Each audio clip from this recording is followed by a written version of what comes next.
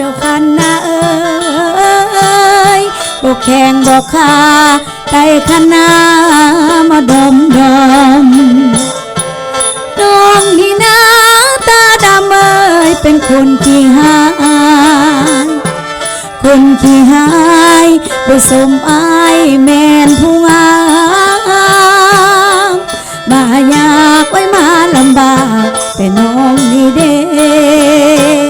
โอ้น้องมาอยากมาลำบากแต่น้องนี่เด้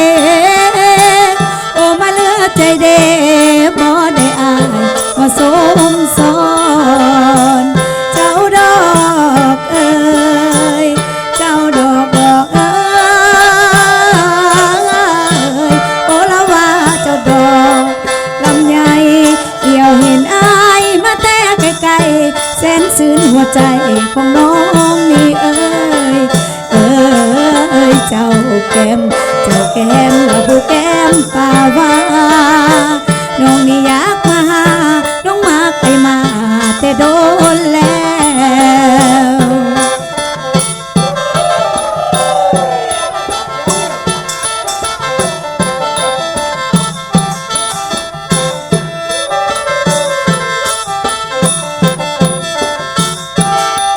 เพิ่นเวินสู้เพิ่นให้เวินไปยา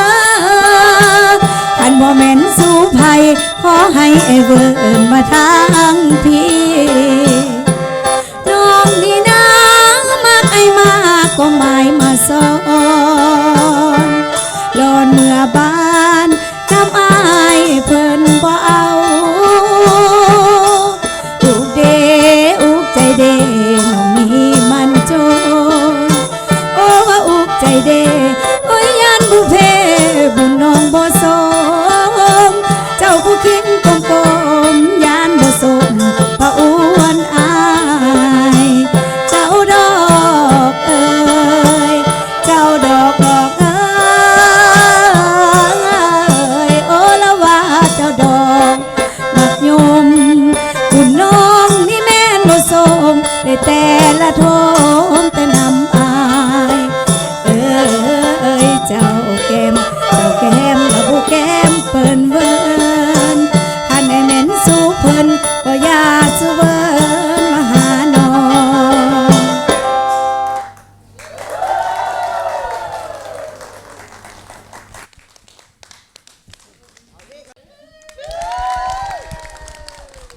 ท่านผู้ชมที่เคารพหลังจากที่ฟังขับทุ่มไปแล้วนะตอนนี้ข้าพเจ้าเพื่อที่จะมาสัมภาษณ์แขกที่เขาห่วมงานในค่ำคืนนี้เพื่อที่จะมาส่งท้ายปีเก่าต้อนรับปีใหม่อยู่ที่โทรภาพแห่งชาติลาว23เนาะ